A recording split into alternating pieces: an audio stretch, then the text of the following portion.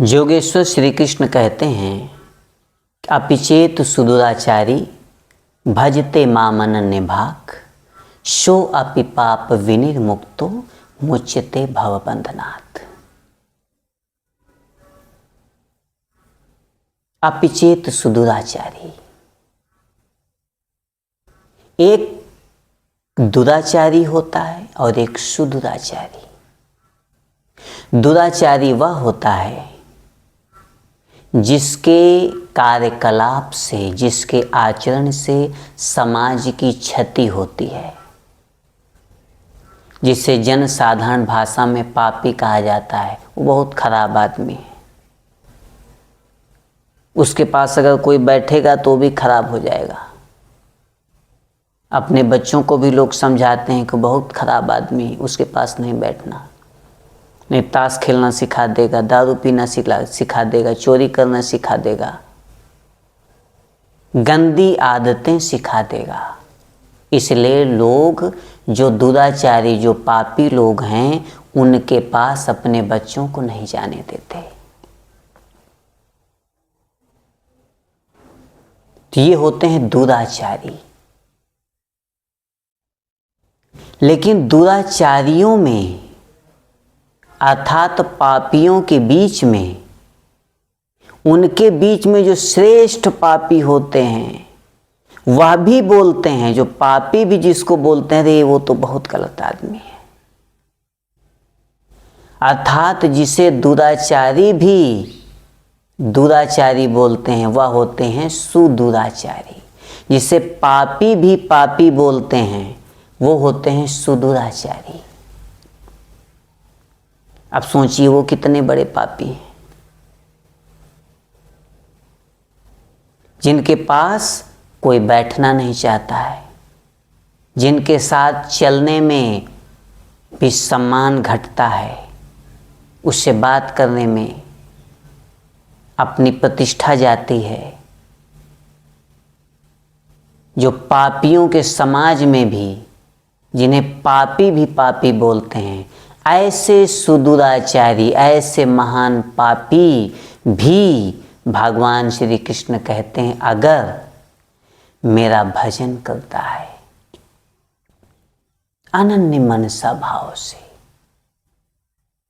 पूरे समर्पण भाव से मेरी शरण में आता है, मुझे पुकारता है, मेरा भजन करता है, तो मैं उसे सभी पापों से मुक्त कर देता हूं। अगर कोई महान पापी समझे कि अब यह दुनिया ठीक नहीं है, अब मुझे परमात्मा की ओर चलना चाहिए, और सब कुछ छोड़ छाड़ कर, अपने जितने कुकर्म हैं सब त्याग कर, अपनी जितनी बुरी आदतें हैं उनको छोड़कर भगवान श्री कृष्ण का भजन करना शुरू कर दे, अर्थात कृष्ण द्वारा दी हुई धर्म साधना शुरू कर दे, उनका स्मरण करना शुरू कर दे, तो धीरे धीरे उसके मन में परम पुरुष के प्रति समर्पण भाव जगेगा। और जितना ज़्यादा समर्पण होता जाएगा उतना ज़्यादा उसका तेजी से संस्कार क्षय खत्म होता जाएगा। संस्कार जो कुकर्म है, कुकर्म का जो फल है, जो भोगा नहीं है, वो खत्म होता जाएगा और वह सभी बंधनों से मुक्त होकर परम पुरुष को प्राप्त करेगा। अपिचेत सुदुराचारी, अनन्य मनसा भाव से जब वो भजन करेगा, सो अपि पाप विनिर्मुक्तो मुच्यते भव बंधनात्। पूरे भव सागर से वह, भव सागर माने यह जो कर्म का कर्म फल है, जिसे संस्कार कहते हैं, जिससे उसे ने भोगा नहीं है, वह इस भव सागर से पार हो जाएगा भगवान श्री कृष्ण की मदद से, उनकी कृपा से, उनकी करुणा से। तो पापी महान पापी भी अगर भगवान की शरण में जाते हैं, क्योंकि वह भी तो उनका पुत्र है, वह भी उनकी पुत्री है, इसलिए परम पुरुष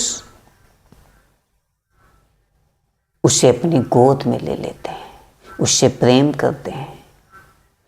एक बच्चा अगर नाली में गिर जाए, उसके शरीर में कीचड़ लग जाता है और लोग हंस सकते हैं, उसका मजाक उड़ा सकते हैं, लेकिन एक पिता तुरंत जाकर के उसे नाली से निकाल के अपनी गोद में ले लेगा, क्योंकि वो पिता है। वैसे ही एक मनुष्य कितना भी बड़ा पापी हो, वो परमात्मा के लिए पापी नहीं होता, परमात्मा का अपना पुत्र होता है। लेकिन जब वही पुत्र यह समझ जाता है कि अब यह पाप की दुनिया मेरे लिए ठीक नहीं है, मेरे परम पुरुष मेरे पिता हैं, मुझे उनकी ओर चलना चाहिए, जब उनकी ओर चलने का प्रयास करता है, चलने लगता है, तब परमात्मा यह न देखते हुए कि वह कितना बड़ा पापी था, उसे अपनी गोद में ले लेते हैं, प्रेम करते हैं उससे। और ये कहा जाए कि अपनी गोद में लेने के लिए वह विवश हो जाते हैं, क्योंकि वह उन्हीं का पुत्र है।